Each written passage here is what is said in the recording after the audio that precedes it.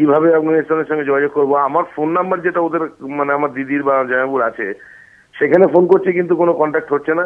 দিদির ফোন বলছে switch off, আর জামাইবাবুরটা তো বলছে নট ইন ইউজ। তো এইবারে সংবাদ মাধ্যম যেটা আমাকে একটা নাম্বার দিয়ে গেছেন, ফরেন অ্যাফেয়ার্স এই বালিগঞ্জে, ওখানে আমি ফোন করেছিলাম বডি আনানোর জন্য। যেটা আমরা চাইছি এখন মেন বডিটা যাতে আমরা রিকভারি করতে পারি, আনতে পারি, এটাই আর কি চাইছি। 95-এ আসার পরে এই 1 জানুয়ারি 2013-তে ও আবার যেতে চাইলো, আমরা না করেছিলাম যাওয়ার জন্য, যে এরকম ব্যাপার ওর এগেন্স্টে লেখা হয়েছে, তালিবানরা ছাড়বে না, কিছু একটা নেবে।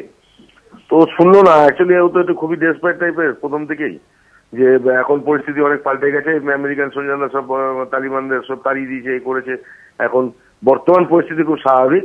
তো এইসব ব্যাপারগুলো জেনেছি আমি, তো সেই জন্যই আমি যাচ্ছি, যে এখন পরিস্থিতি এখন বর্তমান কি, সেসব ব্যাপারগুলো যদি পারি তুলে ধরবো, লিখবো।